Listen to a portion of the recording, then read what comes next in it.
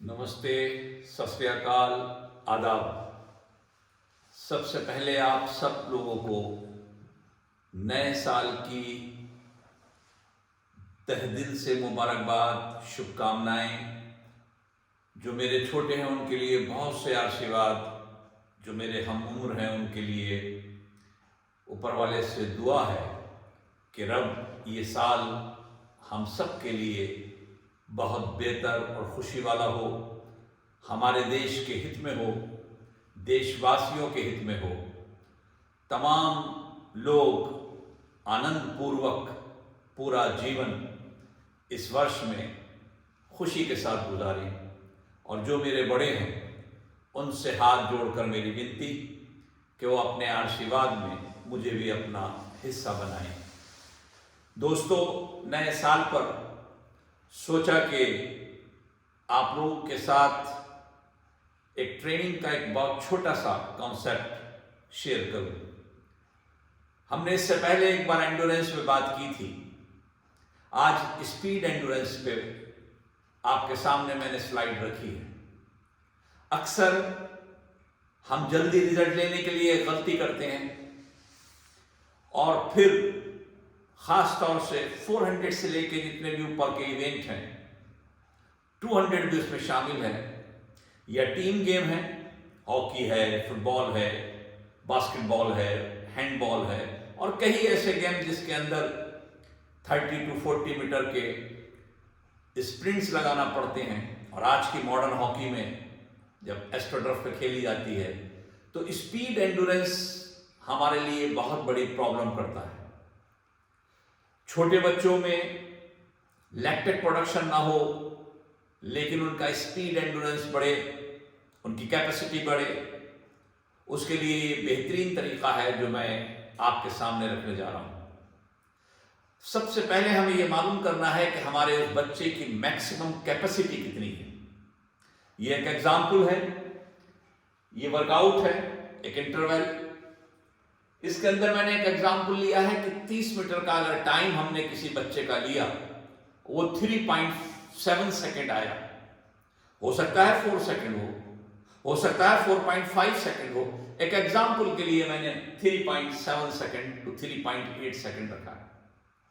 अब 45 सेकेंड या 40 सेकेंड या 30 सेकेंड इंटरवल का मतलब है कि जब उसकी पल्स 120 और 140 बीट पर मिनट के बीच आ जाए तो हम उसे फौरन सेकंड रेपिटेशन लगवाएं।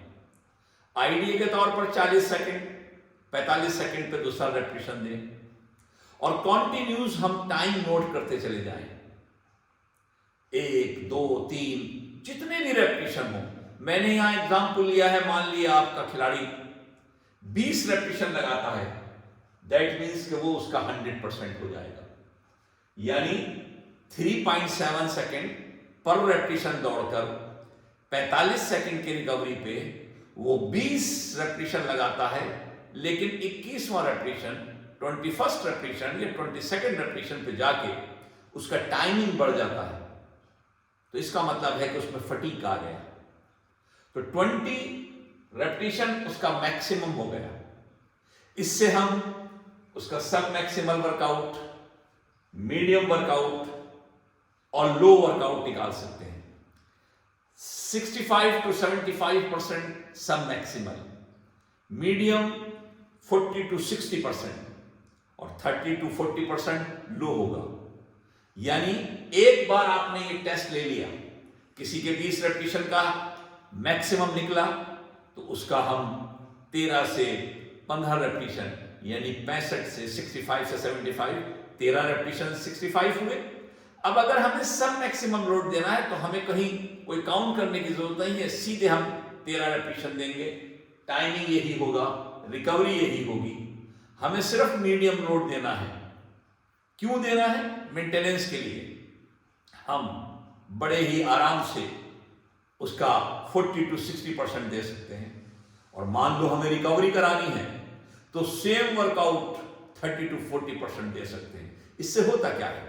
खिलाड़ी का कॉन्फिडेंस बढ़ता है, स्पीड मूवमेंट बढ़ेगा, टेक्निकल वैसी होगा, हम रिकवरी के लिए दूसरे कोई मीन्स यूज करते हैं, कभी गेम खिलाते हैं या कोई एक्सरसाइज कराते हैं, उससे बेहतर है कि सेम एक्सरसाइज जो उसके इवेंट के लिए है या उस दिन के हमारे प्रोग्राम का हिस्सा है, उसी से हम रिकवरी दें।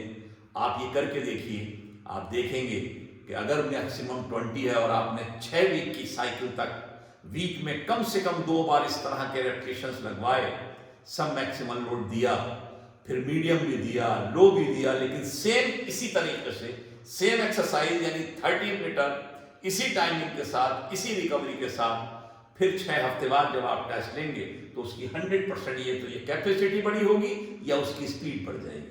ये बेहतरीन तरीका है, इसे अपनाइए।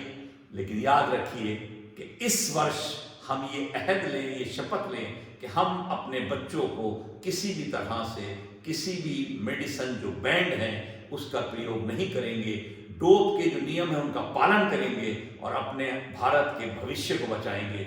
आज कितने बच्चे हमारे बैन हो रहे हैं, खराब हो रहे हैं। याद रखिए, देश से सबसे बड़ी विरुद्ध जाना, देश से सबसे बड़ी द्रोही होना यह है कि हम बच्चों का फ्यूचर खराब करें। हमें चाहिए बड़ी ईमानदारी के साथ, सही तरह से कोचिंग करके, साइंटिफिक तरीके से करके, साइंटिस्ट से मदद लेते हुए, उसका अप्रोच हमारी पॉजिटिव करते हुए हम बच्चों को रिजल्ट दें और इस धरती माँ के लिए ज़्यादा से ज़्यादा मेडल जीतें। जय हिंद। एक बार फिर आप सबको नए साल की बहुत बहुत मुबारक।